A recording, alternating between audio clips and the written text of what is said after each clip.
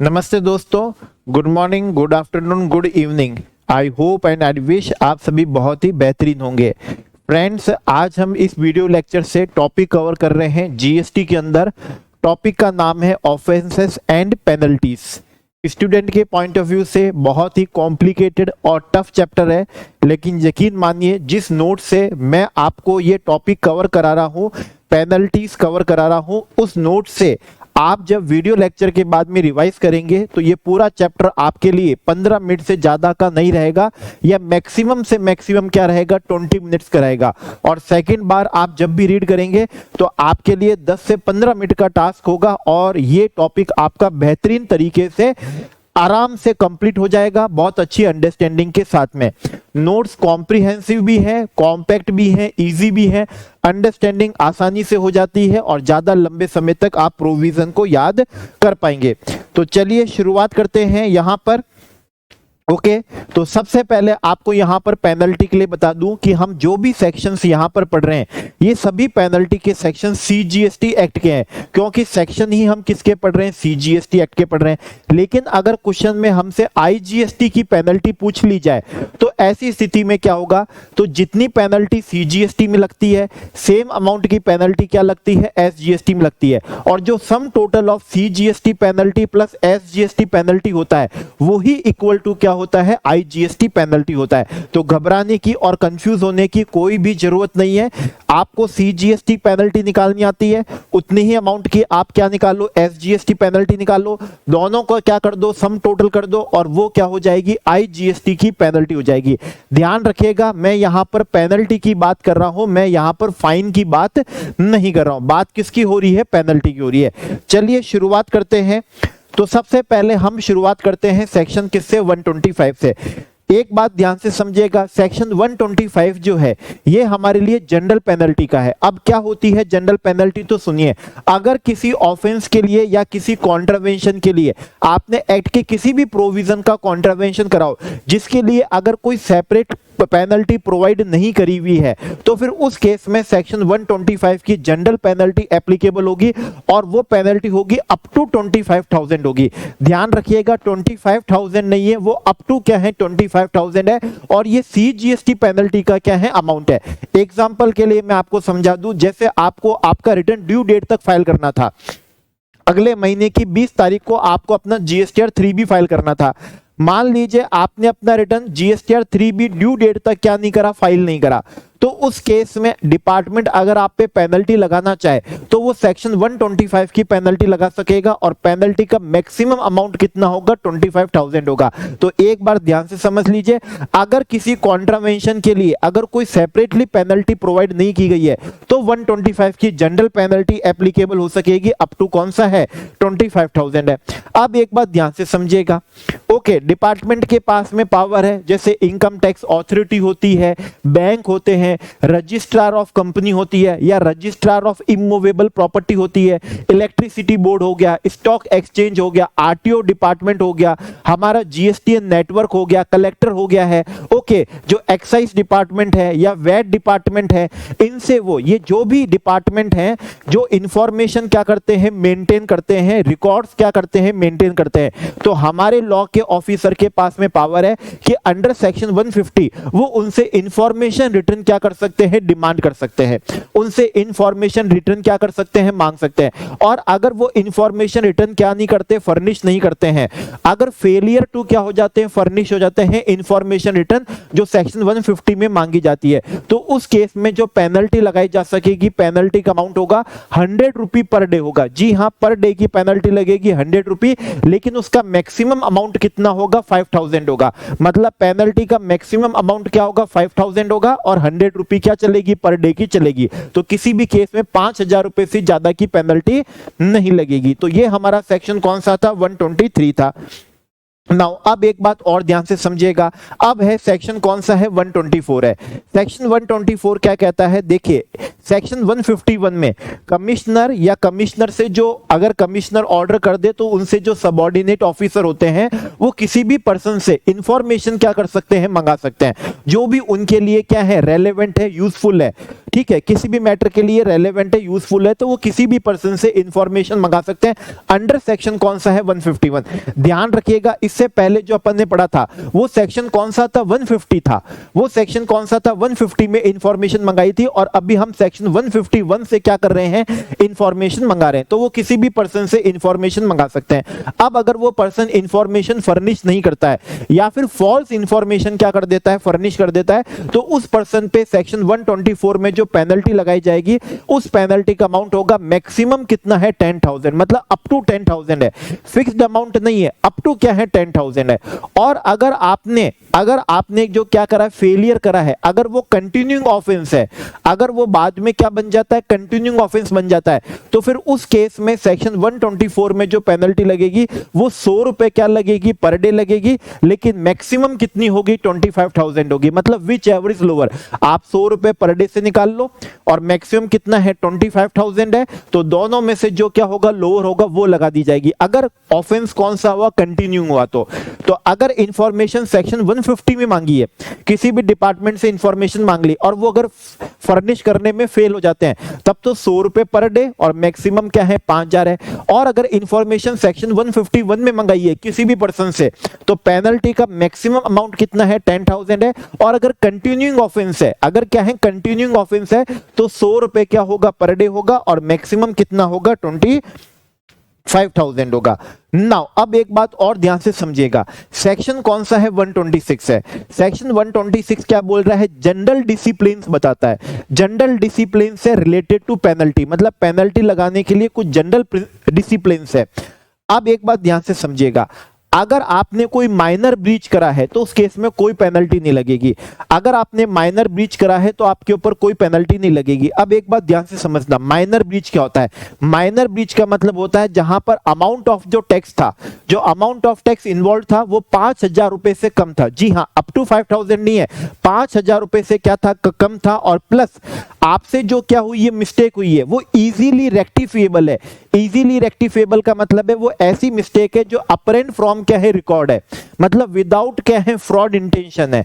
Okay, मतलब without fraud intention है, easily रेक्टिफिएबल है और मिस्टेक अपरेंट फ्रॉम क्या है, रिकॉर्ड है, और प्लस टैक्स का अमाउंट 5,000 रुपए से कम है, तो इसे हम माइनर ब्रीच बोलते हैं। और माइनर ब्रीच के केस में आपके ऊपर किसी भी तरह की कोई भी पेनल्टी नहीं लगेगी। तो एक बात ध्यान से समझिएगा, जनरल डिसिप्लिन सेक्शन 126 क्या बताता है, अगर किसी पर्सन से माइनर ब्रीच हुआ है, माइनर ब्रीच का मतलब है जो टैक्स का अमाउंट इन्वॉल्व है वो लेस देन कितना है 5,000 है, और प्लस वो जो मिस्टेक हुई है वो मिस्टेक अपरेंट फ्रॉम रिकॉर्ड है, मतलब इजीली रेक्टिफिएबल है, विदाउट क्या है, फ्रॉड इंटेंट की हुई है, तो फिर उस केस में आपके ऊपर कोई भी पेनल्टी नहीं लगाई जाएगी। अब एक बात ध्यान से समझिएगा, ओके, हम जो पेनल्टी पढ़ रहे हैं लगभग प्रोविजन में क्या दिया हुआ है, मैक्सिमम पेनल्टी दी हुई इतनी लगा देंगे हम।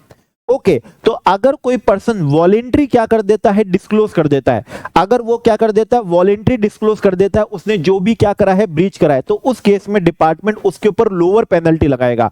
हायर पेनल्टी, पेनल्टी का हमको क्या दिया हुआ है, लोअर, और मैक्सिमम अमाउंट दिया हुआ है, मिनिमम मैक्सिमम, तो फिर उस केस के अंदर वो लोअर पेनल्टी लगाएगा अगर आप ब्रीच को वॉलेंट्री क्या कर देते हो, डिस्क्लोज कर देते हो। अब एक बात बहुत ज्यादा ध्यान से समझिएगा, अभी हमने पढ़ा माइनर ब्रीच पे किसी भी तरह की कोई भी पेनल्टी नहीं लगाई जाएगी, माइनर ब्रीच पे किसी भी तरह की कोई पेनल्टी नहीं लगाई जाएगी, लेकिन ये जो प्रोविजन है ये प्रोविजन एप्लीकेबल ही नहीं होगा अगर जहां कहीं भी पेनल्टी का अमाउंट दिया हुआ है वो फिक्स्ड परसेंटेज में दिया हुआ है, परसेंटेज में दिया हुआ है या फिक्स्ड अमाउंट दिया हुआ है, फिक्स्ड अमाउंट दिया हुआ है, तो फिर उस केस में ये प्रोविजन एप्लीकेबल नहीं होगा।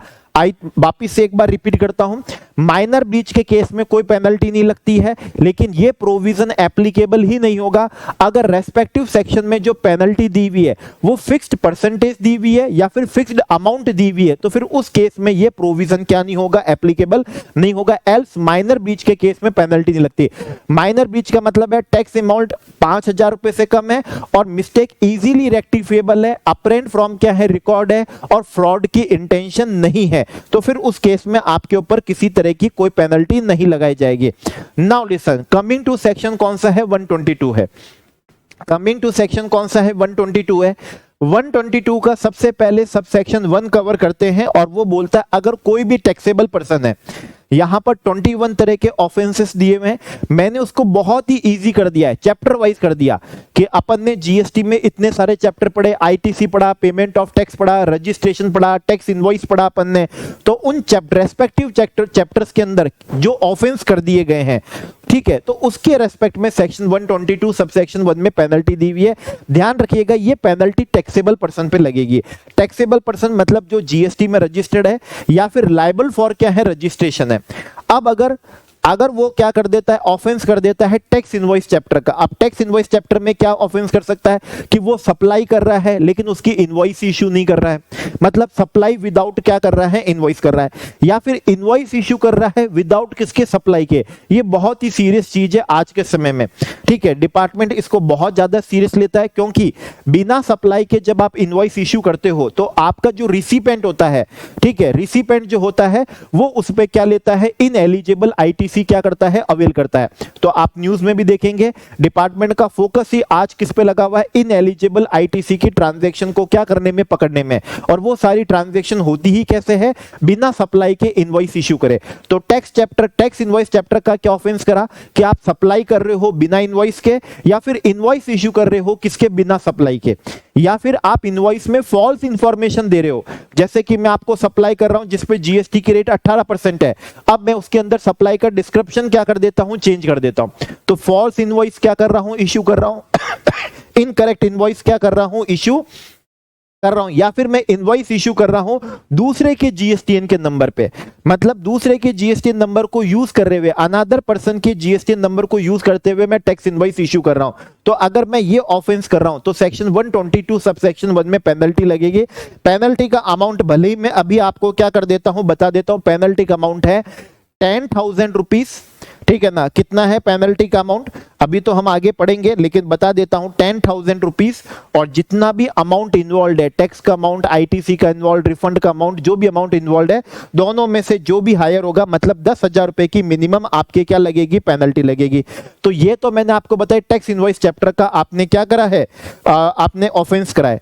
अब अगर आपने रजिस्ट्रेशन चैप्टर में ऑफेंस करा, रजिस्ट्रेशन चैप्टर में क्या करा, आप लायबल तो थे रजिस्ट्रेशन के लिए लेकिन आपने जीएसटी में रजिस्ट्रेशन नहीं कराया। आई रिपीट, आप लायबल तो थे रजिस्ट्रेशन के लिए लेकिन आपने जीएसटी में रजिस्ट्रेशन नहीं कराया, या फिर रजिस्ट्रेशन में जो आपने एप्लीकेशन दी थी उसमें फॉल्स इंफॉर्मेशन दी। जैसे कि मान लीजिए मैं जो सप्लाई कर रहा हूं, ओके, तो मैंने आपको गलत डिटेल दे दी, दूसरे गुड्स या सर्विस की क्या दे दी, डिटेल दे दी जिसपे कम रेट से क्या लगता हो, जीएसटी लगता हो। तो इंफॉर्मेशन जब दी थी रजिस्ट्रेशन एप्लीकेशन में, मैंने वो फॉल्स इंफॉर्मेशन दी, या फिर रजिस्ट्रेशन के लिए लायबल हूं लेकिन मैंने रजिस्ट्रेशन करवाई नहीं। वही 122 सबसेक्शन 1 में क्या कहता है, पेनल्टी कितनी लगेगी, मिनिमम 10,000 रुपीज की, और जितना भी अमाउंट टैक्स का क्या है इन्वॉल्व है, दोनों में से जो हायर होगा उसकी पेनल्टी लगेगी, मतलब कम से कम 10,000 रुपए की पेनल्टी तो लगनी है। अब आते हैं नेक्स्ट कौन सा, पेमेंट ऑफ टैक्स चैप्टर का। पेमेंट ऑफ टैक्स चैप्टर के अंदर आपने क्या ऑफेंस करा है कि आपने जीएसटी का अमाउंट कलेक्ट कर लिया, ओके, सीजीएसटी, एसजीएसटी, या फिर मान लीजिए किसी एग्जम्प्ट सप्लाई पे, नील रेटेड सप्लाई पे या नॉन टैक्सेबल सप्लाई पे आपने जीएसटी का अमाउंट कलेक्ट कर लिया, ठीक है। आपने कोई भी अमाउंट जीएसटी के नाम से कलेक्ट कर लिया और ड्यू डेट के अगर 3 महीने में भी गवर्नमेंट को डिपॉजिट नहीं कराया, आई रिपीट, ड्यू डेट के भी 3 महीने तक आपने गवर्नमेंट को डिपॉजिट नहीं कराया, जो आपने टैक्स के नाम से क्या करा था, जीएसटी के नाम से क्या करा था, कलेक्ट करा था, ओके। या फिर आप क्या कर रहे हो, पेमेंट ऑफ टैक्स चैप्टर में ऑफेंस, आप अपने टर्नओवर का सेपरेशन कर रहे हो, क्योंकि अगर आप टर्नओवर का सेपरेशन करोगे तो ऑब्वियसली बात है आप टैक्स का पेमेंट भी क्या करोगे, नहीं करोगे, ओके, या क्या करोगे, टैक्स का पेमेंट कम करोगे। तो अगर ये ऑफेंस कर रहे हो तो वही मिनिमम 10,000 रुपीज की पेनल्टी, और जितना भी टैक्स का अमाउंट क्या था, इन्वॉल्व था, दोनों में से जो हायर होगा उतने की पेनल्टी लगेगी। तो पहले आपको टैक्स इनवॉइस चैप्टर का ऑफेंस बताया, फिर रजिस्ट्रेशन चैप्टर का ऑफेंस बताया, अब बताया आपको पेमेंट ऑफ टैक्स का कि टैक्स कलेक्ट कर लेते हो लेकिन 3-3 महीने तक सरकार को जमा नहीं कराते, या फिर अपने टर्नओवर का क्या करते हो, सेपरेशन करते हो। अब नेक्स्ट चैप्टर है टीडीएस और टीसीएस। अब इसमें क्या ऑफेंस कर रहे हो, आप टीडीएस डिडक्ट ही नहीं कर रहे, आपने गवर्नमेंट को सप्लाई करी और गवर्नमेंट आपका टीडीएस डिडक्ट ही नहीं कर रही है, ओके, या फिर डिडक्ट तो कर रही है लेकिन कम डिडक्ट कर रही है। जैसा आपको मालूम है 2% की रेट से क्या करना होता है, टीडीएस डिडक्ट करना होता है। ओके, सीजीएसटी एसजीएसटी मिला के, लेकिन वो कम क्या कर रहे हैं, डिडक्ट कर रहे हैं, या फिर डिडक्ट करके गवर्नमेंट को क्या नहीं कर रहे, जमा नहीं करा रहे, अगले महीने की 10 तारीख तक जमा कराना होता जमा नहीं करा रहे, मतलब या फिर तो डिडक्ट कर नहीं रहे, डिडक्ट कर रहे हैं तो लेस अमाउंट डिडक्ट कर रहे हैं, और अगर डिडक्ट कर भी रहे हैं तो गवर्नमेंट को क्या नहीं कर रहे, जमा नहीं करा रहे। इसी तरीके से टीसीएस का डिफॉल्ट कर रहे हो। टीसीएस का मतलब मान लीजिए फ्लिपकार्ट है, फ्लिपकार्ट अपने सप्लायर से टीसीएस कलेक्ट ही नहीं करता, कलेक्ट करता है तो लेस अमाउंट क्या करता है, कलेक्ट करता है, और कलेक्ट करता है तो गवर्नमेंट को क्या नहीं करता, जमा नहीं कराता। तो अगर टैक्सेबल पर्सन टीडीएस और टीसीएस चैप्टर का क्या कर रहा है, डिफॉल्ट कर रहा है, डिडक्ट नहीं कर रहा, कलेक्ट नहीं कर रहा, या फिर लेस अमाउंट डिडक्ट कर रहा है, लेस अमाउंट कलेक्ट कर रहा है, और जो कलेक्ट कर लिया, जो डिडक्टेड है, उसको गवर्नमेंट को डिपॉजिट नहीं करा रहा है, तो फिर उनके ऊपर पेनल्टी लगेगी। 10,000 रुपए तो मिनिमम है, और जितना भी टैक्स का अमाउंट होगा, दोनों में से जो हायर अमाउंट होगा उसकी उस पर क्या लगेगी, पेनल्टी लगेगी। अब चैप्टर कौन सा है, आईटीसी और आईएसडी, इनपुट टैक्स क्रेडिट और इनपुट सर्विस डिस्ट्रीब्यूटर क्या है, चैप्टर है। अब इस चैप्टर के अंदर आपने क्या ऑफेंस करा, आप आईटीसी को क्या कर रहे हो, अवेल कर रहे हो, ठीक है, आप आईटीसी को क्या कर रहे हो, यूटिलाइज कर रहे हो। तो आईटीसी अवेल और यूटिलाइज करने के लिए होता है, लेकिन बिना गुड्स को रिसीव करे और बिना सर्विस को क्या करे, एक्चुअली में रिसीव करे, आप आईटीसी क्या कर रहे हो, अवेल कर रहे हो, और उसका क्या कर रहे हो, या फिर यूटिलाइजेशन कर रहे हो। ध्यान रखिएगा किसकी बात करें, without actual receipt of goods और सर्विस की बात कर रहे हैं। हमने वहां पर सेक्शन 16 सबसेक्शन 2 में पढ़ा भी था, आईटीसी को अवेल करने की कंडीशन क्या है, आपके पास में भले क्या है, टैक्स इनवॉइस भी हो, आपको जीएसटी 2B में ऑटो पॉपुलेट भी हो चुका हो, लेकिन जब तक वो सप्लाई आपको गुड्स मतलब फिजिकली रिसीव नहीं हो जाते हैं और सर्विस आपको रिसीव नहीं हो जाती, आप उसका क्या नहीं ले सकते, आईटीसी लिखते नहीं ले सकते। अब आप उसी चीज का क्या कर रहे हो, ऑफेंस कर रहे हो। या फिर आईएसडी वाला क्या ऑफेंस कर रहा है, वो गलत तरीके से आईटीसी अवेल कर रहा है या गलत तरीके से डिस्ट्रीब्यूट कर रहा है। डिस्ट्रीब्यूट गलत तरीके से कैसे, मान लीजिए अगर कोई सर्विस है, किसी यूनिट को एट्रीब्यूटेबल थी ही नहीं, लेकिन आपने उसको भी उसका क्रेडिट क्या कर दिया, डिस्ट्रीब्यूट कर दिया, उसको भी उसका क्रेडिट क्या कर दिया, डिस्ट्रीब्यूट कर दिया। रॉन्ग प्रोपोर्शन के अंदर आपने क्रेडिट क्या कर दिया, डिस्ट्रीब्यूट कर दिया।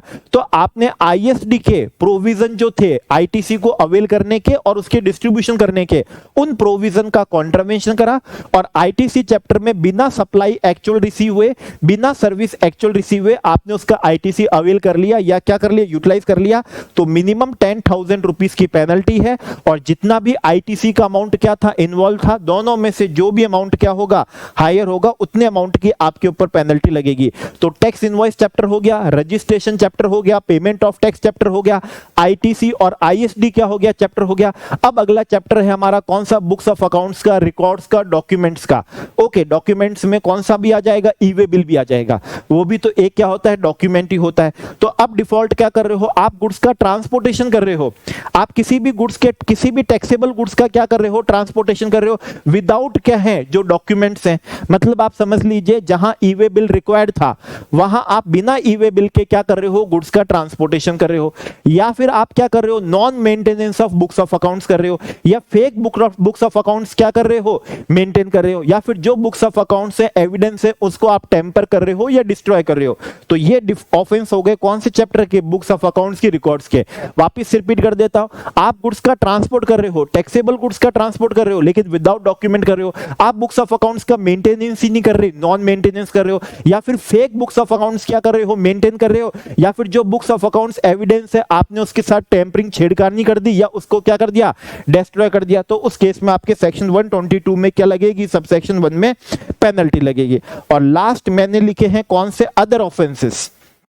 आपने मान लीजिए फ्रॉडुलेंटली क्या कर लिया, रिफंड ले लिया है, ओके, या फिर जीएसटी डिपार्टमेंट के ऑफिसर को उनकी ड्यूटीज को डिस्चार्ज करने में क्या कर रहे हो, आप उनको ऑब्स्ट्रैक्ट कर रहे हो। मतलब obstruct any officer in discharge office क्या है, ड्यूटीज है। या फिर आप कोई इंफॉर्मेशन उनको फर्निश नहीं कर रहे हो जो उन्होंने मांगी है, या फिर जो मांगी है उनको फॉल्स इंफॉर्मेशन क्या कर रहे हो, फर्निश कर रहे हो। या फिर जो भी गुड्स लायबल फॉर कॉन्फिस्केशन है, आपको मालूम है ये गुड्स लायबल फॉर कॉन्फिस्केशन है, आप उनको सप्लाई कर रहे हो, आप उनको ट्रांसपोर्ट कर रहे हो, आप उनको स्टोर कर रहे हो, मतलब मालूम है ये गुड्स लायबल फॉर कॉन्फिस्केशन है, लेकिन फिर भी उसके अंदर आप क्या कर रहे हो, काम कर रहे हो।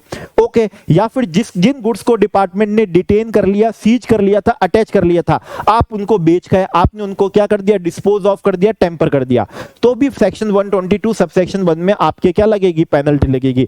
तो खास बात इसके अंदर क्या है, आप जीएसटी ऑफिसर जो है उनको ड्यूटीज डिस्चार्ज करने में ऑब्स्टेट कर रहे हो, फ्रॉड वाला फ्रॉडेंटली आप क्या ले रहे हो, रिफंड ले रहे हो, फॉल्स इंफॉर्मेशन दे रहे हो, या फिर इंफॉर्मेशन फर्निश नहीं कर रहे, या फिर जो गुड्स लायबल फॉर कॉन्फिस्केशन है उनको सप्लाई करना, ट्रांसपोर्ट करना, स्टोर करना, मतलब उनमें डील कर रहे हो, और जिन गुड्स को डिपार्टमेंट ने सीज कर लिया था, डिटेन कर लिया था, ओके, आप उनको बेच खाए, डिस्पोज कर दिया, टेम्पर कर दिया। तो सेक्शन 122 के अंदर ये 21 ऑफेंस थे। मिनिमम पेनल्टी 10,000 रुपए की रहेगी, ओके, और 10,000 रुपए और जितना भी अमाउंट इन्वॉल्व था, अमाउंट का मतलब है जितनी भी टैक्स की चोरी करी है, जितना भी गलत आईटीसी था, जितना भी आपने फ्रॉडुलेंटली क्या ले लिया, रिफंड ले लिया, जितने अमाउंट का टीडीएस और टीसीएस आपने क्या नहीं करा, जमा नहीं कराया, या कम आपने क्या करा है, जमा कराया है, तो दोनों में से जो हायर होगा उतने अमाउंट की आपके ऊपर क्या लग जाएगी, पेनल्टी लग जाएगी। कौन से, सीजीएसटी एक्ट की। और इतनी अमाउंट की पेनल्टी कहां लगेगी, एसजीएसटी एक्ट की लगेगी।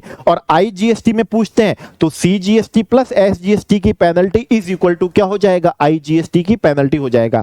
नाउ सेक्शन 122 सबसेक्शन 1 पे आते हैं, ध्यान से सुनिएगा। 122 सबसेक्शन 1 ये क्या कहता है, देखिए अगर मैं बिना सप्लाई के क्या कर, मान लीजिए मैं सप्लाई कर रहा हूं बिना इनवॉइस के, ओके, मेरे को मेरे रिसिपेंट ने कहा कि आप, मेरे को बिल की जरूरत नहीं है, आप जीएसटी वीएसटी मत लगाओ, ठीक है, तो उसके कहने पे, उनके इंस्टेंस पे मैंने क्या करा, सप्लाई करी और इनवॉइस ही क्या नहीं करी, मैंने इशू नहीं करी, तो मैं तो टैक्सेबल पर्सन था, मेरे 122 सबसेक्शन 1 में क्या लगेगी, पेनल्टी लगेगी मिनिमम 10,000 की, और जितना भी टैक्स अमाउंट की मैंने चोरी करी है, दोनों में से जो हायर अमाउंट होगा। लेकिन आपने भी, जो मेरे सामने वाला काउंटर पार्टी थी, उसने भी तो उस ट्रांजैक्शन का बेनिफिट क्या करा, रिटेन करा है। जीएसटी बीइंग इनडायरेक्ट टैक्स है, अगर मैं इनवॉइस इशू करता तो रिसिपेंट से तो जीएसटी कलेक्ट करके क्या करता, जमा कराता, ताली दोनों हाथों से ही क्या करती है, बचती है। अगर मैं चोर हूं, ठीक है, तो मैं तो कल्प्रिट हुई, और अगर आप चोरी का माल खरीद रहे हो तो आप भी तो कल्प्रिट ही हो, आप भी गलत ही हो। तो ना तो क्या करना है, चोरी का माल खरीदना है, और ना ही चोरी करनी है। तो मेरे पे तो 122 सबसेक्शन 1 में पेनल्टी लगा दी, क्योंकि मैं तो टैक्सेबल पर्सन था। अब मान लीजिए आप वो पर्सन हो जिसने उसका क्या करा, बेनिफिट रिटेन करा, जिसके कहने पे ये ट्रांजैक्शन क्या करी है, कंडक्ट करी है। ये ट्रांजैक्शन कौन सी ट्रांजैक्शन, कि हमने सप्लाई करी, इनवॉइस इशू नहीं करी, ओके, बिना सप्लाई के क्या कर दी, इनवॉइस इशू कर दी, ओके, और हमने आईटीसी क्या कर लिया, ले लिया विदाउट रिसीट ऑफ किसके, गुड्स और सर्विस के, ओके, आपके कहने से मैंने आपको आईएसडी का क्रेडिट क्या कर दिया, डिस्ट्रीब्यूट कर दिया, गलत रेशियो में क्या कर दिया, आपको डिस्ट्रीब्यूट कर दिया। आप उस सर्विस के एट्रीब्यूटेबल थी नहीं, तो भी मैंने उसका आईटीसी आपको डिस्ट्रीब्यूट कर दिया, तो मैं तो टैक्सेबल पर्सन हूं, 122 सबसेक्शन 1 की पेनल्टी लगेगी। लेकिन आपको भी तो उस ट्रांजैक्शन से क्या हुआ है, बेनिफिट हुआ है, आपने भी तो उस ट्रांजैक्शन का बेनिफिट क्या करा है, रिटेन करा है। आप ही के कहने पे तो वो ट्रांजैक्शन क्या हुई थी, कंडक्ट हुई थी, ताली दोनों हाथों से ही क्या करी है, बजेगी। तो अब आपके ऊपर पेनल्टी लगेगी 122 सबसेक्शन किसमें, 1A में, कितने अमाउंट की, तो जितना भी टैक्स का अमाउंट इन्वॉल्व था, जितना भी आईटीसी का अमाउंट क्या था, इन्वॉल्व था, उतने ही अमाउंट की क्या लगेगी, पेनल्टी लगेगी। उतने ही अमाउंट की आपके ऊपर पेनल्टी लगेगी जिसने उस ट्रांजैक्शन का बेनिफिट रिटेन करा, जिसके कहने पे वो ट्रांजैक्शन क्या हुई है, कंडक्ट हुई है। ओके, तो ये हमारा 122 और सब सेक्शन कौन सा था, 1A था। नाउ सेक्शन 122 सब सेक्शन किस पे आते हैं, 1B पर आते हैं। सेक्शन 122 सब सेक्शन कौन सा, 1B। यस, तो अब हम आ गए हैं सेक्शन 122 और उसके सब सेक्शन किस पे, 1B पे। Section 122 sub section 1B eco पे क्या लगा रहा है, पेनल्टी लगा रहा है। ईसीओ का मतलब जैसे फ्लिपकार्ट हो गया है, मिंत्रा हो गया है, स्विगी जोमेटो हो गया, उनके ऊपर क्या लगा रहा है, पेनल्टी लगा रहा है। अब एक बात ध्यान से समझिएगा, आपको जैसा बिल्कुल मालूम होगा कि आज अगर आपका टर्नओवर, सप्लायर का टर्नओवर रजिस्ट्रेशन कराने की थ्रेशोल्ड लिमिट से क्या नहीं है, ज्यादा नहीं है, अनरजिस्टर्ड क्या है, सप्लायर है, वो भी ईसीओ के थ्रू क्या कर सकता है, सप्लाई कर सकता है, चाहे वो सप्लायर ऑफ गुड्स हो, चाहे वो सप्लायर ऑफ सर्विस हो। अर्लियर क्या था, अगर आप ईसीओ के थ्रू क्या करते हो, सप्लाई करते हो, तो आपको कंपलसरी रजिस्ट्रेशन करवाना ही पड़ेगा, भले ही आपका टर्नओवर रजिस्ट्रेशन कराने की थ्रेशोल्ड लिमिट से ज्यादा नहीं है। लेकिन नोटिफिकेशन आया, उन्होंने सेक्शन 23 सबसेक्शन 2 की पावर का इस्तेमाल करा और एग्जम्पशन प्रोवाइड कर दी कि अगर आपका टर्नओवर रजिस्ट्रेशन कराने की थ्रेशोल्ड लिमिट से ज्यादा नहीं है, अनरजिस्टर्ड हो, आप ईसीओ के थ्रू सप्लाई करना चाहते हो, तो आप ईसीओ के थ्रू सप्लाई कर सकते हो। लेकिन इसके लिए ईसीओ को कहा कि अगर कोई भी सप्लायर ऑफ गुड्स है, अनरजिस्टर्ड सप्लायर ऑफ गुड्स है, वो आपके थ्रू सप्लाई करना चाहे फ्लिपकार्ट के थ्रू, बिल्कुल सप्लाई कर सकता है, लेकिन ईसीओ ध्यान रखना इंटरस्टेट सप्लाई नहीं होनी चाहिए। आपके पास में उसका क्या होना चाहिए, पैन होना चाहिए, वो सिर्फ एक ही स्टेट से क्या करे, सप्लाई करे। ऐसा नहीं है कि वो हर स्टेट से क्या करे, फ्लिपकार्ट के थ्रू क्या कर पा रहा है, सप्लाई कर पा रहा है, नहीं, सिर्फ एक ही स्टेट से कर सकता है, उसमें भी इंटरस्टेट नहीं कर सकता है। उसमें भी आपके पास में उसका पैन होना चाहिए और एनरोलमेंट आईडी के बाद ही आप क्या करोगे, उसके लिए सप्लाई करोगे। अब मान लीजिए ईसीओ है, ठीक है, वो अनरजिस्टर्ड सप्लायर जो है उनका क्या कर रहा है, सप्लाई कर रहा है। फ्लिपकार्ट अनरजिस्टर्ड सप्लायर्स की अपने थ्रू सप्लाई कर रहा है और इंटरस्टेट सप्लाई कर रहा है, जबकि लॉ ने उसको क्या करा था, मना करा था। अब वन मोर एग्जांपल समझिए, मान लीजिए कोई सप्लायर है जो कंपोजिशन में है, सप्लायर ऑफ गुड्स है कंपोजिशन में, तो as per latest provision composition supplier of क्या है, गुड्स है, वो ईसीओ के थ्रू क्या कर सकता है, सप्लाई कर सकता है। सर्विस वाला तो नहीं कर सकता, लेकिन गुड्स वाला ईसीओ के थ्रू सप्लाई कर सकता है, लेकिन ध्यान रखे वो इंटरस्टेट क्या नहीं कर सकता, सप्लाई नहीं कर सकता। अब ईसीओ ने यहीं पर ही क्या कर दी है, ऑफेंस कर दिया कि जिनके लिए लॉ ने मना किया था कि भाई ये अनरजिस्टर्ड सप्लायर हैं या फिर ये कंपोजिशन वाले सप्लायर हैं, परमिशन दे रहे हैं कि ये आपके थ्रू सप्लाई कर सकते हैं, लेकिन इंटरस्टेट क्या नहीं कर सकते, सप्लाई नहीं कर सकते, आपने वही ऑफेंस कर दिया, आपने उनको इंटरस्टेट सप्लाई करना क्या कर दिया, अलाउ कर दिया, जबकि वो इंटरस्टेट सप्लाई करने के लिए क्या नहीं है, एलिजिबल ही नहीं है। लॉ ने ईसीओ को कहा था, फ्लिपकार्ट मिंत्रा वालों को कहा था, ये जितने भी अनरजिस्टर्ड क्या है, सप्लायर हैं, ये आपके थ्रू क्या करते हैं, सप्लाई करते हैं, तो आप इनकी हमको क्या करोगे, डिटेल्स क्या करोगे, फर्निश करोगे। अब आपने उनकी डिटेल्स फर्निश करने में क्या हो गए, फेल हो गए, आपने उनकी करेक्ट डिटेल्स क्या नहीं करी है, फर्निश नहीं करी है, तो ईसीओ के ऊपर क्या लगाई जाएगी, पेनल्टी लगाई जाएगी। ईसीओ के ऊपर क्या लगाई जाएगी, पेनल्टी लगाई जाएगी। ईसीओ को क्या कहा था, अनरजिस्टर्ड सप्लायर भी अब आपके थ्रू सप्लाई कर सकते हैं, लेकिन ध्यान रखना इंटरस्टेट सप्लाई नहीं कर सकते, आप इंटरस्टेट सप्लाई मत करने देना। ओके, उनका पहले क्या ले लेना, पैन ले लेना, सिर्फ एक ही स्टेट से क्या करने देना, सप्लाई करने देना, एक से ज्यादा स्टेट से सप्लाई मत करने देना। अब इसमें भी ईसीओ ने, फ्लिपकार्ट ने क्या कर दिया, ऑफेंस कर दिया, तो अब फ्लिपकार्ट को डंडे पड़ेंगे, उन पे क्या लगाई जाएगी, पेनल्टी लगाई जाएगी। पेनल्टी का अमाउंट बहुत सिंपल है, वही जो अभी पड़ा, 10,000 रुपीज मिनिमम, और जितना भी टैक्स है, टैक्स कौन सा, नॉर्मल रेट वाला, ठीक है। अब एक बात ध्यान से समझिएगा, जैसे मैं कंपोजिशन सप्लायर हूं, मैंने ईसीओ के थ्रू सप्लाई कर दी और ईसीओ के थ्रू इंटरस्टेट क्या कर दी, सप्लाई कर दी। कंपोजिशन मेरे को फ्लिपकार्ट वाले ने अलाउ कर दिया, जबकि मैं कंपोजिशन में था, मैं इंटरस्टेट सप्लाई नहीं कर सकता था, लेकिन उन्होंने अपने प्लेटफॉर्म के थ्रू मेरे को अलाउ कर दिया और इंटरस्टेट सप्लाई करना क्या कर दिया, अलाउ कर दिया। अब फ्लिपकार्ट के ऊपर क्या लगाई जाएगी, पेनल्टी लगाई जाएगी, मिनिमम 10,000 रुपीज की और अमाउंट ऑफ टैक्स। अब जब यहां पर अमाउंट ऑफ टैक्स निकालेंगे तो वो कंपोजिट रेट से नहीं निकालेंगे, जो नॉर्मल टैक्स रेट है उस रेट से क्या निकालेंगे, टैक्स निकालेंगे, और उन दोनों अमाउंट में से 10,000 रुपीज और नॉर्मल रेट से जो टैक्स निकला, उन दोनों में से जो हायर अमाउंट होगा, फिर उतने अमाउंट की क्या लगाई जाएगी, पेनल्टी लगाई जाएगी। तो ये पेनल्टी किस पे लगाई जा रही है, फ्लिपकार्ट पे, मिंत्रा पे, अजियो पे क्या लगाई जा रही है, पेनल्टी लगाई जा रही है। 122 सबसेक्शन क्या है, 2 है, ये तो पेनल्टी बिल्कुल सेम है जो सेक्शन 73 और सेक्शन क्या पड़ी थी, 74 में पड़ी थी। जैसे कि आपने टैक्स पेड नहीं करा, नॉट पेड है, या फिर टैक्स आपका शॉर्ट पेड है, या आपका आईटीसी रॉन्गली अवेल्ड है, या फिर रॉन्गली क्या है, यूटिलाइज है, बीच में और लगा हुआ है, एंड नहीं है, आईटीसी रॉन्गली अवेल है या आईटीसी रॉन्गली यूटिलाइज है, या फिर आपने एरोनियसली क्या ले लिया, रिफंड ले लिया।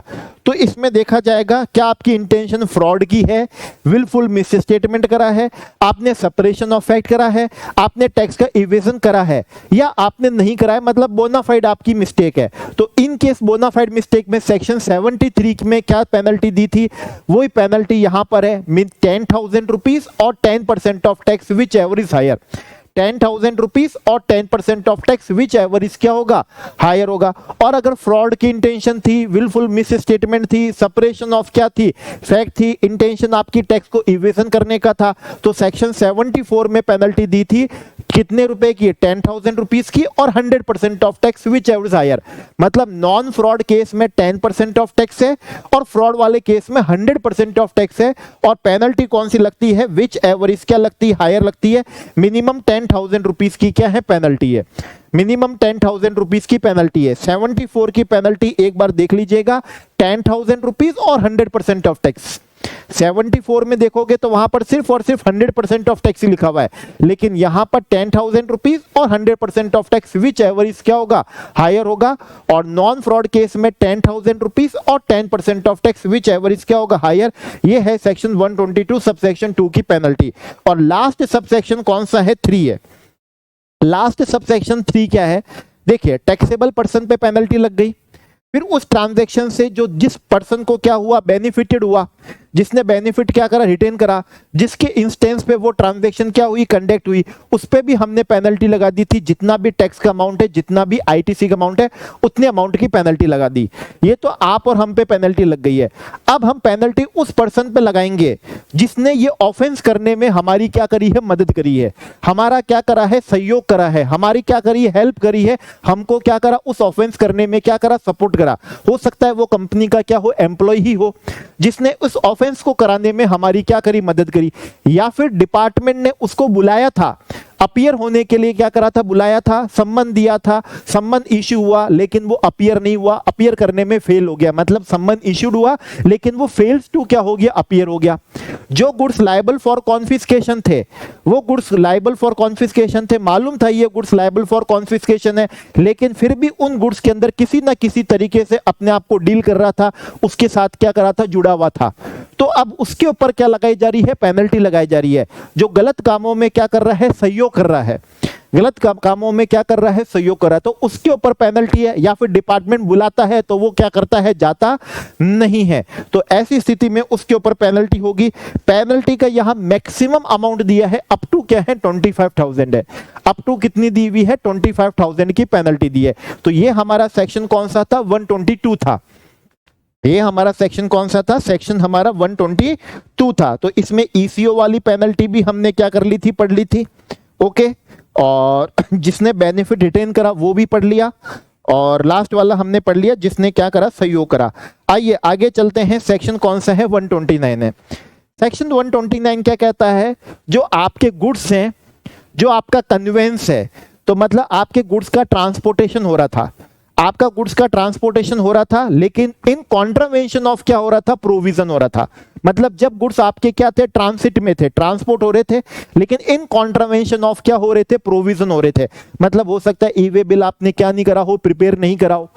तो जो आपके गुड्स हैं प्लस आपका जो कन्वेंस है और उन गुड्स से रिलेटेड जो डॉक्यूमेंट्स हैं, डिपार्टमेंट उन गुड्स को, उस कन्वेंस को और उस गुड्स से रिलेटेड जो डॉक्यूमेंट है उनको क्या कर लेगा, डिटेन कर लेगा, सीज कर लेगा।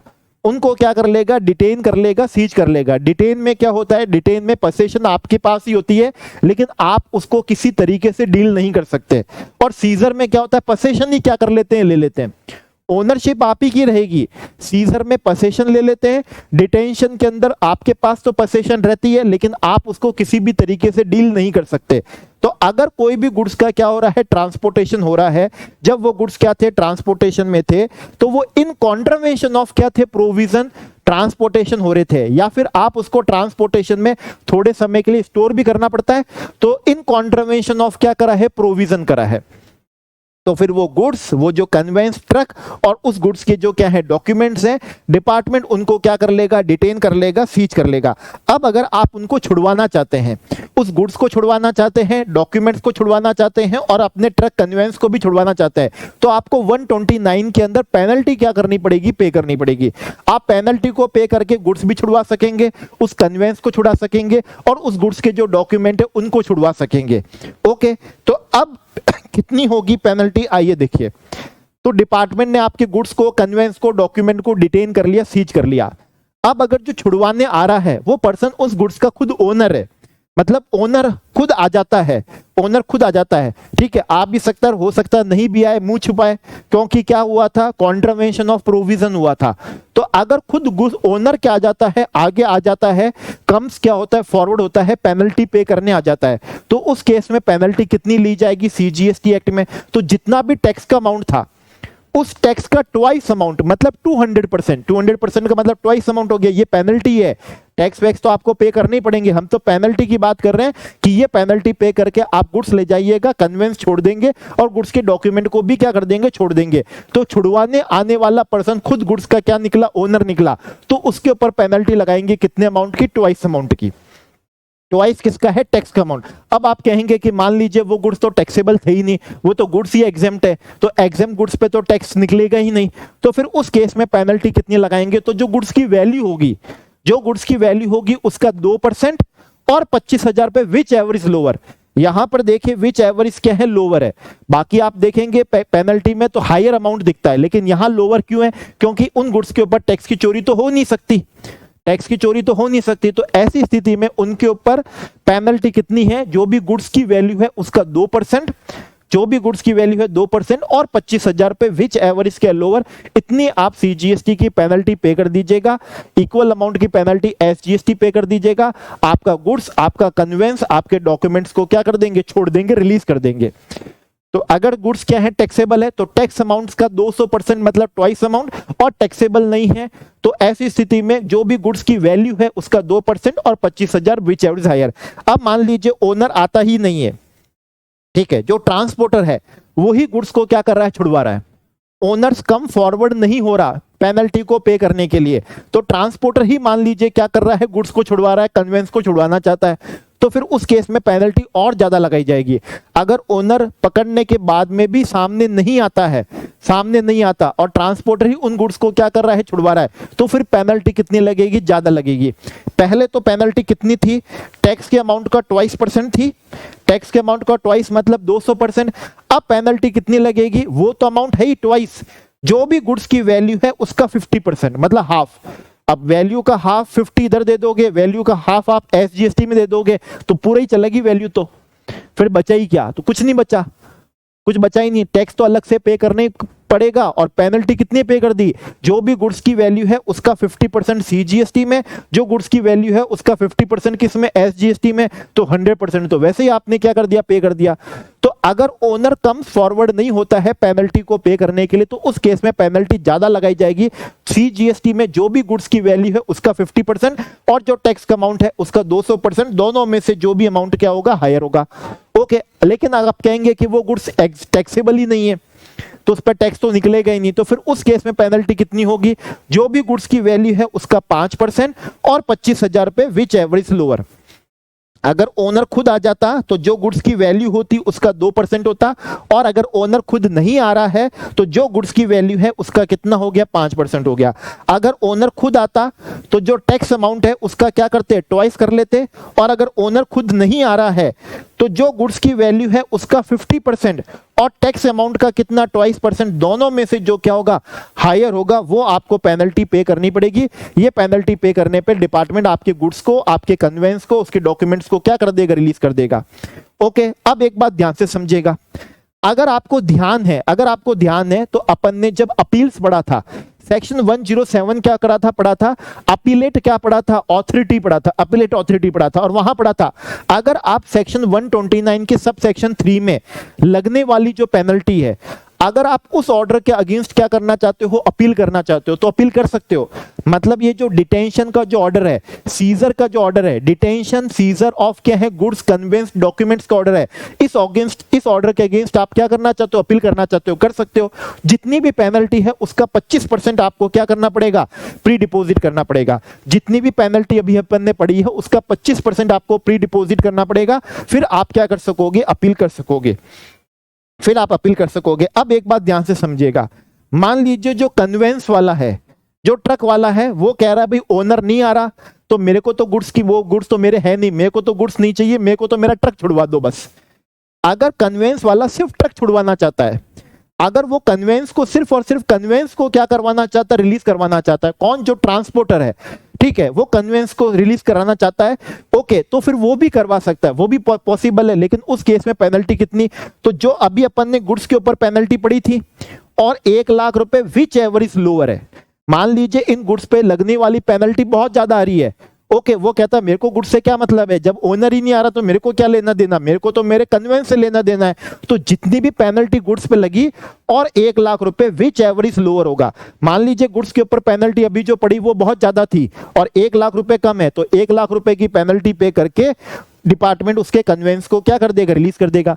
लेकिन अगर गुड्स के ऊपर पेनल्टी ही कम है तो फिर वही कहेगा कि 1,00,000 क्यों पे करूं, जब कम पेनल्टी पे करने से गुड्स छूट रहे हैं, कन्वेंस छूट रहा है, उसके डॉक्यूमेंट छूट रहे हैं, तो वो कम ही पेनल्टी पे करूंगा। तो डिपार्टमेंट को भी मालूम है, तो डिपार्टमेंट ने कहा विच एवरेज लोअर की आप पेनल्टी पे कर दीजिएगा, ओके, आपके कन्वेंस को हम क्या कर देंगे, रिलीज कर देंगे। कौन सा सेक्शन 129, जिसमें डिटेंशन ऑर्डर था, सीजर ऑर्डर था गुड्स का, कन्वेंस का और उसके किसका, डॉक्यूमेंट का। मतलब जो क्या थे, इन कॉन्ट्रावेंशन ऑफ प्रोविजन, आप गुड्स को ट्रांसपोर्ट कर रहे थे, जब गुड्स ट्रांसिट में थे तो आप उसको टेम्परेरी स्टोर कर रहे थे, तो उनका क्या करा था, डिटेंशन और सीजर करा था।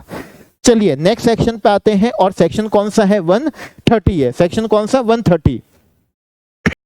यस, आइए नेक्स्ट पे आते हैं। सेक्शन 130 एग्जाम में आने लायक है। अभी तो 129 में गुड्स का, कन्वेंस का, डॉक्यूमेंट का सीजर हुआ था। सीजर का मतलब है कि उसकी ओनरशिप तो आप ही के पास थी, लेकिन पोसेशन किसने ले लिया था, डिपार्टमेंट ने ले लिया था।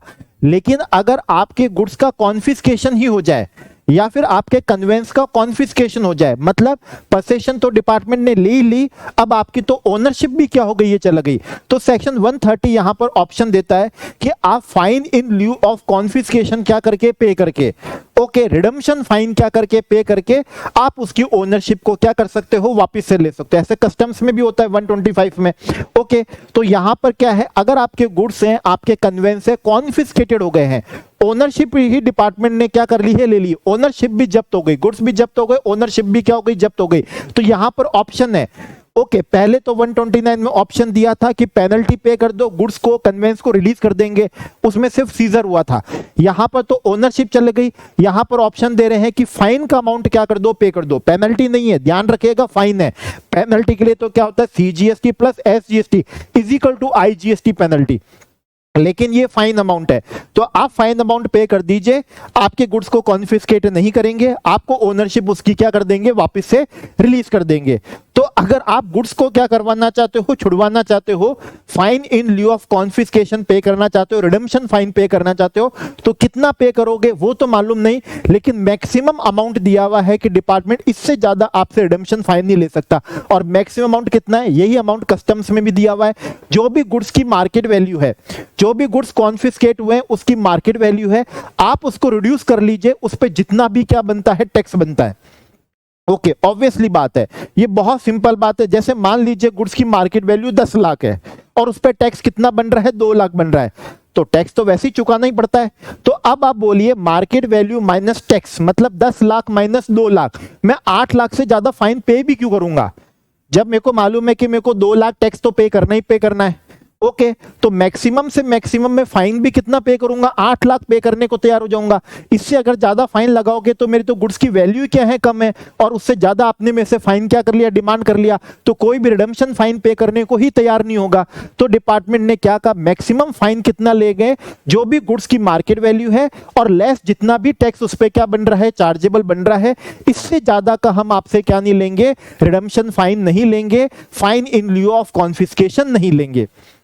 Okay, fine in lieu of confiscation नहीं लेंगे। और अगर आपको कन्वेंस को छुड़वाना है, सिर्फ कन्वेंस को छुड़ाना है, तो जो भी गुड्स है जो उस कन्वेंस में क्या हो रहा था, ट्रांसपोर्ट हो रहा था, जिन गुड्स का क्या हो गया, कॉन्फिस्केशन हो गया, जो उस कन्वेंस से क्या हो रहा था, ट्रांसपोर्ट हो रहा था, उन गुड्स पे जितना क्या बन रहा है, टैक्स बन रहा है, उस टैक्स से ज्यादा अमाउंट का क्या नहीं लेंगे, फाइन नहीं लेंगे कन्वेंस को छुड़ाने के लिए।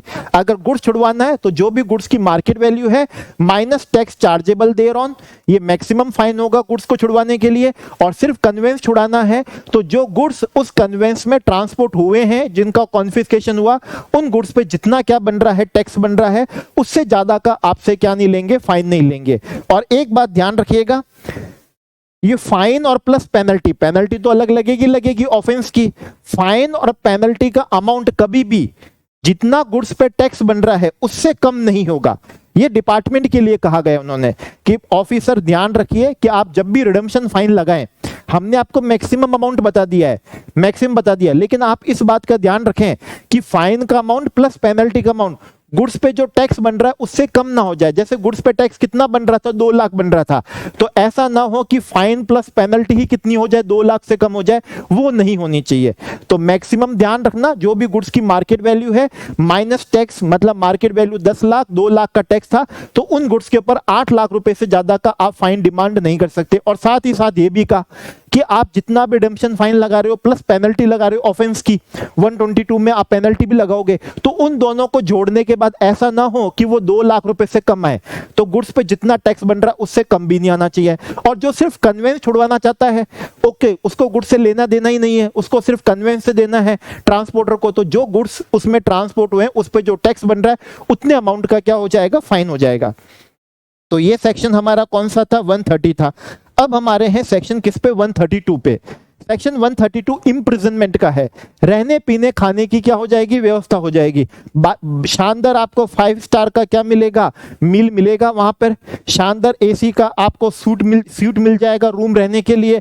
तो रहने पीने खाने की व्यवस्था हो जाएगी, मतलब पनिशमेंट दिया हुआ है। ओके, इम्प्रिजनमेंट के प्रोविजन सेक्शन 132 में दिए।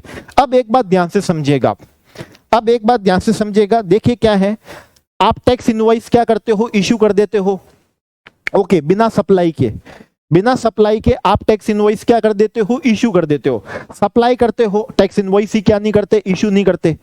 ओके, आप क्या करते हो, फेक इनवॉइस के बेसिस पे आईटीसी ले लेते हो। ये बड़े बड़े क्या है, ऑफेंसेस हैं, फेक इनवॉइसेस के बेसिस पे। जैसे कि मैंने क्या करा था, आज के समय में क्या सब कुछ आईटीसी का खेल है, करोड़ों रुपए के लोग फर्जी आईटीसी ले रहे हैं। कैसे, मैं बिना सप्लाई के इनवॉइस इश्यू कर देता हूं, फेक इनवॉइस, आप उस फेक इनवॉइस के बेस पे क्या लेते हो, आईटीसी लेते हो। तो ये तो बहुत ही जबरदस्त क्या है, ऑफेंस डिपार्टमेंट मांगता है, सारी ताकत इसी को पकड़ने में लगाता है। खैर अपनी बात पे आते हैं। ओके, तो मतलब क्या करा, सप्लाई कर रहे हो, इनवॉइस इश्यू नहीं कर रहे, बिना सप्लाई के इनवॉइस इश्यू कर रहे हो, ठीक है। आप फेक इनवॉइस के बेसिस पे क्या ले रहे हो, आईटीसी ले रहे हो। फ्रॉड वाला क्या ले रहे हो, रिफंड क्या कर रहे हो, ले रहे हो। तो ऐसी स्थिति में पनिशमेंट है, पनिशमेंट भी है, लेकिन पनिशमेंट कब है, जब इनकम अमाउंट 5 करोड़ रुपए से ज्यादा हो। ध्यान रखिएगा, ये जो जितना भी टैक्स का इवेजन करा है, जितना भी आईटीसी रॉन्गली अवेल या यूटिलाइज करा है, या जितना भी रिफंड आपने रॉन्गली क्या कर लिया है, ले लिया है, सीजीएसटी, एसजीएसटी, आईजीएसटी, यूटीजीएसटी, सब कुछ मिला के अगर 5 करोड़ से ज्यादा है, ध्यान रखिए, अगर ये 5 करोड़ से ज्यादा है, सब कुछ टैक्स मिला के अगर ये 5 करोड़ रुपए से ज्यादा है, तो आपके रहने पीने खाने की क्या होगी, व्यवस्था होगी। कम से कम 6 महीने की तो व्यवस्था आपकी होगी, शानदार वेकेशन बन जाएगा, और मैक्सिमम कितना रहेगा, 5 साल रहेगा। लेकिन ये तभी होगा जब ये सारा एग्रीगेट करा अपन ने, सीजीएसटी का, एसजीएसटी का, आईजीएसटी का, यूटीजीएसटी का, और 5 करोड़ से ज्यादा की चोरी हुई, किसकी, टैक्स का इवेजन की, या फिर आईटीसी रॉन्गली अवेल यूटिलाइज की, या फिर आपने जो रिफंड रॉन्गली क्या करा है, टेकन करा है, उसकी। अगर 5 करोड़ से ज्यादा है तो मिनिमम 6 महीने का तो आपका वेकेशन है ही, लेकिन ये बढ़ते बढ़ते मैक्सिमम कितना हो सकता है, 5 साल का हो सकता है। फाइन तो साथ में लगेगा ही लगेगा। लेकिन अगर ये एग्रीगेट अमाउंट जो था 2 करोड़ से तो ज्यादा है, लेकिन 5 करोड़ से ज्यादा नहीं है, 2 करोड़ से तो ज्यादा है लेकिन 5 करोड़ से ज्यादा नहीं है, तो मिनिमम 6 महीने की तो रहने पीने की, खाने की व्यवस्था तो होगी, लेकिन मैक्सिमम कितने साल की होगी, 3 साल की होगी। तो अगर 5 करोड़ से ज्यादा करा तो मैक्सिमम 5 साल की हो सकेगी, और अगर 2 करोड़ से ज्यादा करा लेकिन 5 करोड़ से ज्यादा नहीं करा, तो फिर मैक्सिमम कितने साल की होगी, 3 साल की होगी। मैक्सिमम कितने साल की होगी, 3 साल की होगी। अब एक बात ध्यान से समझिएगा, इनका कहने का मतलब क्या है, अगर ये जो आपका टैक्स अमाउंट की चोरी है, आईटीसी रॉन्गली अवेल या रॉन्गली यूटिलाइज है, या फिर आपने रिफंड जो रॉन्गली टेकन करा, अगर वो 2 करोड़ से ज्यादा नहीं है तो इम्प्रिजनमेंट नहीं होगा। इनका मतलब यही हुआ, ठीक है, इम्प्रिजनमेंट नहीं होगा। लेकिन ध्यान से समझिएगा, मैंने क्या कहा, आज के समय में सबसे ज्यादा ऑफेंस जो सबसे बड़ा है, सीरियस है, कि आप बिना सप्लाई के इनवॉइस क्या करते हो, इश्यू करते हो, जिससे सामने वाला रॉन्गली आईटीसी अवेल करता है, रॉन्गली आईटीसी का क्या करता है, यूटिलाइजेशन करता है। ओके, उसका क्या करता है, यूटिलाइजेशन करता है।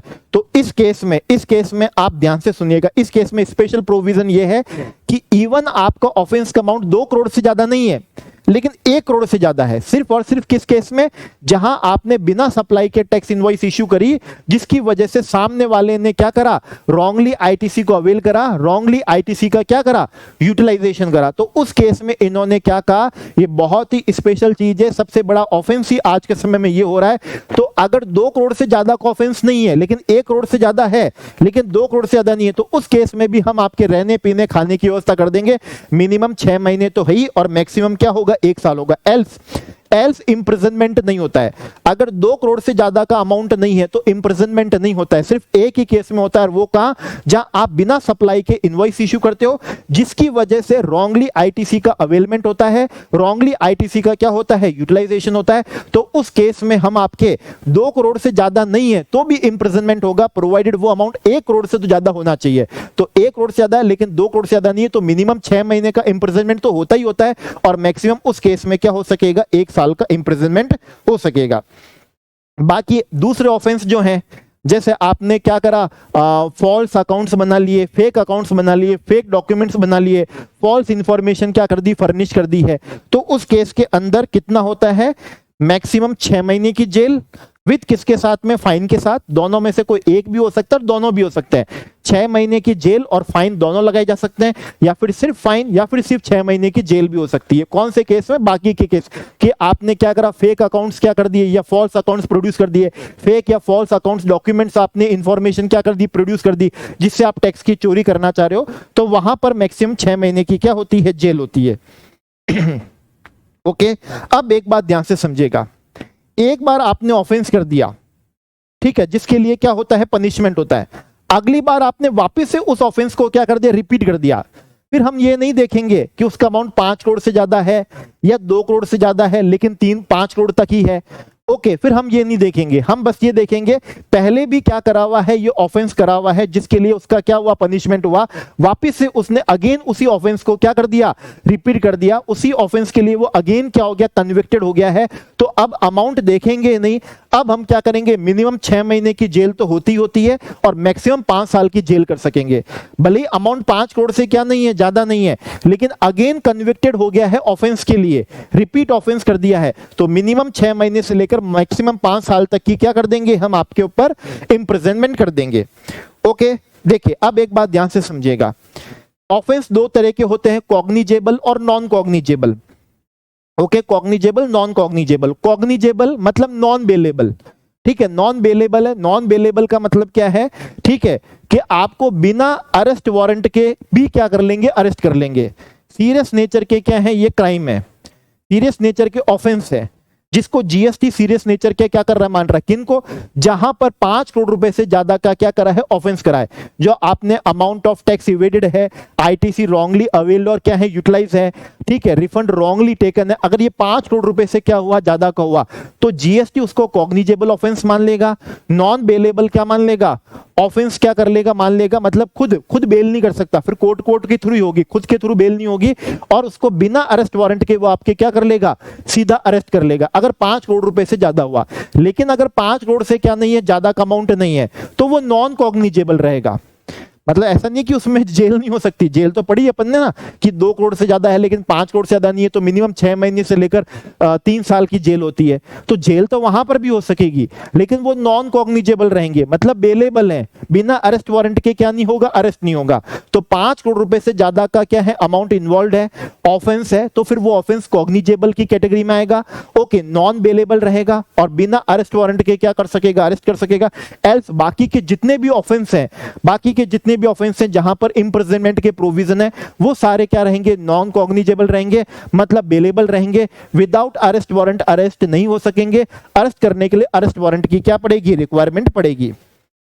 ओके, इसके बाद में सेक्शन किस पे आते हैं, 137 पे आते हैं।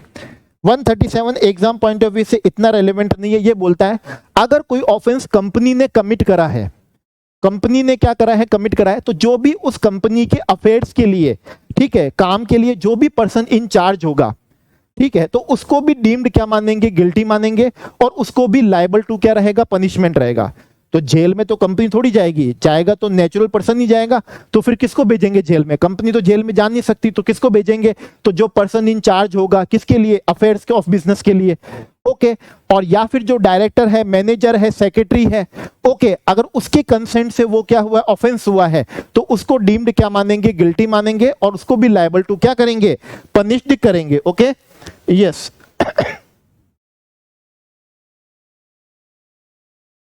यस तो क्या हुआ, कंपनी ने ऑफेंस कमिट करा है, तो जो कंपनी के अफेयर्स के लिए जो पर्सन इन चार्ज होगा, ओके, या फिर जिस डायरेक्टर की कंसेंट से, मैनेजर की कंसेंट से, सेक्रेटरी की कंसेंट से, या जिस ऑफिसर की कंसेंट से वो ऑफेंस किया गया है, तो उसको भी डीम टू बी गिल्टी माना जाएगा, और साथ में वो भी लायबल टू क्या रहेगा? पनिश्ड रहेगा। इसी तरीके से मान लीजिए फर्म ने, एलएलपी ने, एचयूएफ ने, किसी ट्रस्ट ने कोई ऑफेंस कमिट करा है, ठीक है, तो वो कैसे कमिट कर सकते हैं? कमिट तो नेचुरल पर्सन ही करेगा। तो जो फर्म का क्या होगा? पार्टनर होगा। एलएलपी के अंदर जो क्या होगा, या एचयूएफ के अंदर जो क्या होगा? करता होगा।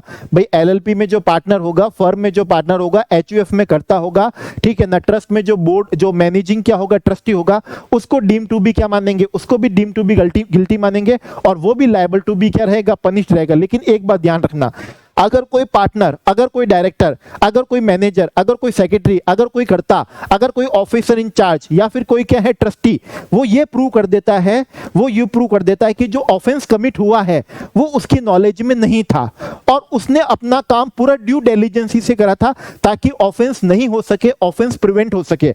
अगर वो ये प्रूव कर देता है, अगर वो ये प्रूव कर देता है कि उसके जो ऑफेंस कमिट हुआ है वो उसकी नॉलेज में नहीं था, और उसने अपने काम में पूरी ड्यू डिलिजेंसी रखी थी, सो दैट ऑफेंस क्या हो सके? प्रिवेंट हो सके, तो फिर उसको डीम टू बी गिल्टी नहीं मानेंगे, और उसको लायबल टू बी पनिश्ड नहीं करेंगे। ये हमारा सेक्शन कौन सा था? 137 था। आइए मोस्ट प्रोबेबली लास्ट सेक्शन, हालांकि एक और क्या करूंगा बताऊंगा, लेकिन मोस्ट प्रोबेबली समझिए लास्ट सेक्शन है। कंपाउंडिंग ऑफ क्या है? ऑफेंस है। मतलब पैसे की भूख इतनी ज्यादा है कि पैसा दे दो तो आपके रहने पीने के खाने की जो व्यवस्था करी थी, इम्प्रिजनमेंट जो हुआ था, मिनिमम 6 महीने का था, फिर मैक्सिमम 5 साल का भी था, ठीक है, 3 साल का भी था, और 1 साल तक का भी क्या था? इम्प्रिजनमेंट था।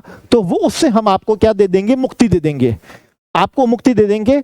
ओके, आप क्या कर दो? कंपाउंडिंग फी का क्या कर दो? पेमेंट कर दो। तो जैसे आप कंपाउंडिंग फी का क्या कर दोगे? पेमेंट कर दोगे।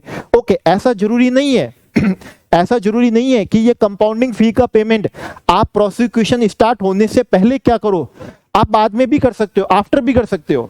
ये बहुत खास बात है, इधर बिफोर भी कर सकते हो और आफ्टर इंस्टीट्यूशन ऑफ क्या कर सकते हो? प्रोसिक्यूशन भी कर सकते हो। बता देता हूं, नहीं तो आप एग्जाम में चकरा जाओगे। इधर बिफोर भी है और आफ्टर इंस्टीट्यूशन ऑफ क्या है? प्रोसिक्यूशन भी है। पेमेंट ऑफ क्या कर दो? कंपाउंडिंग फी कर दो। टैक्स, इंटरेस्ट, पेनल्टी तो आपको पे करनी पड़ेगी। ये कंपाउंडिंग फी तो क्या है? जेल में जो रहने पीने खाने की व्यवस्था थी, जिसको 5 स्टार क्या है? फैसिलिटी पसंद नहीं है, ठीक है, तो वो ये कंपाउंडिंग फी को क्या करके पेमेंट करके जेल से क्या पा सकता है? मुक्ति पा सकता है, जेल से मुक्ति पा सकता है। तो एट प्रेजेंट कितनी है? तो देखिए, अभी अपन ने पढ़ा था ना ऑफेंस, जहां टैक्स की चोरी 5 करोड़ से ज्यादा थी, आईटीसी रॉन्गली अवेल्ड और यूटिलाइज 5 करोड़ से ज्यादा था, रिफंड रॉन्गली टेकन जो था वो 5 करोड़ रुपए से ज्यादा था, तो मिनिमम 6 महीने की जेल और मैक्सिमम 5 साल की जो जेल थी। ओके, अगर वैसे आपने ऑफेंस करे हैं, वैसे अगर आपने क्या करे हैं? ऑफेंस करे हैं, ओके, टैक्स कलेक्ट कर लेते हो, 3-3 महीने तक जमा नहीं कराते, फ्रॉडुलेंटली क्या कर लेते हो? रिफंड ले लेते हो, ओके, फ्रॉडेंटली क्या कर लेते हो? रिफंड ले लेते हो, ओके, आईटीसी रॉन्गली अवेल्ड क्या कर लेते हो? यूटिलाइज कर लेते हो, ओके, ऐसे काम करते हो आप विदाउट एक्चुअल रिसीट ऑफ किसके? गुड्स और सर्विस के, ओके, सप्लाई कर रहे हो, टैक्स इनवॉइस इश्यू नहीं कर रहे। तो अगर इनका अमाउंट 5 करोड़ से ज्यादा है तो आपसे कंपाउंडिंग फीस जो लेंगे वो कितनी लेंगे? मिनिमम और मैक्सिमम तय है। मिनिमम कितनी लेंगे? जितना भी टैक्स का अमाउंट है, जितना भी क्या है टैक्स का अमाउंट है, उसके 50% से कम नहीं लेंगे और उसके 75% से क्या नहीं लेंगे? ज्यादा नहीं लेंगे, 50 से 75% के बीच में लेंगे। तो जितना भी टैक्स का अमाउंट है, आईटीसी का अमाउंट है, रिफंड का अमाउंट है, ओके, 50% से कम नहीं, 75% से ज्यादा नहीं। कहां पर? जहां ये अमाउंट 5 करोड़ से ज्यादा था। अगर 5 करोड़ से ज्यादा नहीं था, 2 करोड़ से ज्यादा था, 5 करोड़ से ज्यादा नहीं था, तभी इंप्रिजनमेंट होता है और तभी आप कंपाउंडिंग फी का क्या करोगे? पेमेंट करोगे। तो फिर उस केस में कितनी आपसे कंपाउंडिंग फी लेंगे? मिनिमम 40% और मैक्सिमम 60%। तो ज्यादा अमाउंट इन्वॉल्व होगा तो मिनिमम भी ज्यादा है, मैक्सिमम भी ज्यादा है। जहां अमाउंट कम इन्वॉल्व है, मिनिमम भी कम है, मैक्सिमम भी क्या है, कम है। तो यहां पर मिनिमम 50%, मैक्सिमम 75%, और यहां पर मिनिमम 40% और मैक्सिमम कितनी है, 60% है। ओके बाकी के केस में जहां आपने फॉल्स रिकॉर्ड दे दिए, फॉल्स इंफॉर्मेशन दे दी है, ओके, तो वहां पर टैक्स का कितना है, 25% है। ओके अब एक बात बहुत बहुत ध्यान से क्या करिएगा, सुनिएगा। मैंने आपको कहा था सबसे खतरनाक इनको कंसर्न है किससे, कि बिना सप्लाई के वो टैक्स इनवॉइस इशू करते हैं, जिसकी वजह से रॉन्गफुल क्या होता है, रॉन्गली आईटीसी का अवेलमेंट होता है, यूटिलाइजेशन होता है, रिफंड ऑफ क्या होता है, टैक्स होता है। ओके इसके लिए बहुत ज्यादा वो क्या थे, कंसर्न थे। इसका कंसर्न मैं आपको प्रूव कर देता हूं। इस केस में उन्होंने पहले भी कहा था पनिशमेंट में कि अगर अमाउंट 1 करोड़ से ज्यादा हुआ लेकिन 2 करोड़ से ज्यादा नहीं है तो भी इंप्रिजनमेंट हो जाएगा, मैक्सिमम 1 साल का। ओके मैक्सिमम क्या था, 1 साल का था। एल्स इंप्रिजनमेंट होता ही नहीं है अगर अमाउंट 2 करोड़ से ज्यादा ना हो तो। लेकिन इस केस में जहां आपने इनवॉइस इश्यू कर दी बिना सप्लाई के, जिसकी वजह से रॉन्गफुल अवेलमेंट और यूटिलाइजेशन ऑफ आईटीसी हुआ या रिफंड ऑफ क्या हुआ, टैक्स हुआ, ओके तो भले वो 2 करोड़ से ज्यादा नहीं है लेकिन 1 करोड़ से ज्यादा है तो आपसे 1 साल तक की क्या थी, जेल थी। अब कंपाउंडिंग ऑफ ऑफेंस में बहुत बड़ी बात इन्होंने कही है, ये कही है कि जो भी पर्सन बिना सप्लाई के टैक्स इनवॉइस इशू करता है, जिसकी वजह से रॉन्गफुल अवेलमेंट और यूटिलाइजेशन ऑफ क्या होता है, आईटीसी होता है, रिफंड ऑफ क्या होता है, टैक्स होता है, तो ऐसे के केस में हम उसका कंपाउंडिंग ऑफ ऑफेंस करेंगे नहीं। अगर ये वाला ऑफेंस करा है तो ऑफेंस का अमाउंट 5 करोड़ से ज्यादा है, 5 करोड़ से ज्यादा नहीं है, 2 करोड़ से ज्यादा है, हमें कोई लेना देना नहीं है। हम उस केस में उसकी कोई कंपाउंडिंग ऑफ ऑफेंस नहीं करेंगे। उसको 5 स्टार फैसिलिटी, रहने पीने खाने की व्यवस्था, जेल में क्या करना पड़ेगा, समय बिताना ही पड़ेगा। तो बहुत खास बात है, कोई कंपाउंडिंग ऑफ ऑफेंस नहीं होगा। अगर आप इश्यू ऑफ इनवॉइस करते हो विदाउट किसके, सप्लाई ऑफ गुड्स के, फॉर रॉन्गफुल अवेलमेंट और यूटिलाइजेशन ऑफ आईटीसी और रिफंड ऑफ टैक्स के लिए, तो उस केस में किसी भी तरह का कंपाउंडिंग ऑफ ऑफेंस नहीं होगा। उस केस में कोई भी कंपाउंडिंग ऑफ ऑफेंस नहीं होगा। ओके और ये बड़ा सिंपल है, offence committed under more than 1 category, तो एक से ज्यादा कैटेगरी के अंदर आपने ऑफेंस करें तो फिर कंपाउंडिंग फी जो हाईएस्ट अमाउंट वाली होगी ना, वो आप पे क्या होगी, एप्लीकेबल होगी। ओके तो ये तो सिंपल सी थी, लॉजिकल बात थी। और लास्ट 133, ये डिपार्टमेंट के ऊपर, ये डिपार्टमेंट के जो ऑफिसर हैं वो इंफॉर्मेशन क्या कर देते हैं, लीक कर देते हैं। मतलब जो इंफॉर्मेशन कलेक्ट कर रहे थे 150 में, 151 में, जिनके पास इंफॉर्मेशन रिटर्न से इंफॉर्मेशन आ रही थी, ओके तो जिनके पास में रिकॉर्ड स्टेटमेंट होते हैं, अगर वो इंफॉर्मेशन किसी को विलफुली क्या कर देते हैं, डिस्क्लोज कर देते हैं, तो ऑफिसर के ऊपर भी पेनल्टी और क्या है, पनिशमेंट है। तो पनिशमेंट कितने का है, मैक्सिमम 6 महीने का, उन पर भी प्रोविजन है। और फाइन कितना है, अप टू 25,000 का। तो मैक्सिमम 25,000 रुपए का फाइन, मैक्सिमम 6 महीने की जेल, दोनों में से कुछ भी हो सकता है और दोनों में से दोनों भी हो सकता है। तो ये किन के ऊपर है, उनके ऊपर है, उन ऑफिसर्स के ऊपर जो विलफुली डिस्क्लोज कर देते हैं किसी भी इंफॉर्मेशन को। तो मिनिमम इंप्रिजनमेंट है अप टू 6 महीने का, और मैक्सिमम, ये मैक्सिमम 6 महीने का इंप्रिजनमेंट है और मैक्सिमम 25,000 रुपए का फाइन है। दोनों भी हो सकते हैं या दोनों में से कुछ एक भी हो सकता है। ये सेक्शन कौन सा था, 133 था। इसी के साथ में ये चैप्टर पूरा कंप्लीट होता है। जिस नोट से मैंने आपको ये कवर कराया है, यकीन मानिए वीडियो लेक्चर देखने के बाद में मैक्सिमम 20 मिनट्स का आपको क्या लगेगा, ये चैप्टर लगेगा। पहली बार पढ़ने में 20 मिनट्स लगेंगे, नेक्स्ट बार पढ़ने में 10 मिनट लगने चाहिए, मेरे हिसाब से 10 मिनट लगने चाहिए, और 10 मिनट में ये चैप्टर क्या हो जाएगा, प्रिपेयर हो जाएगा। किसी क्वेश्चन में आपको कोई भी तकलीफ नहीं आएगी इस नोट से। तो नोट से पढ़ना भी बड़ा आसान है, अंडरस्टैंडिंग भी आसान है, लंबे समय तक प्रोविजन लर्न भी हो जाएगा, और सब कुछ यहाँ पर क्या है, कवर भी है। तो चलिए नेक्स्ट वीडियो लेक्चर के अंदर मिलते हैं। तब तक आप इस चैप्टर को अच्छे से प्रिपेयर कर लीजिए, अच्छे से 2 बार नोट्स को क्या कर लीजिए, रीड कर लीजिए। तो एग्जाम के लिए बहुत बढ़िया आपका ये चैप्टर क्या हो जाएगा, स्ट्रांग हो जाएगा। तो ओके, थैंक यू, नमस्ते दोस्तों।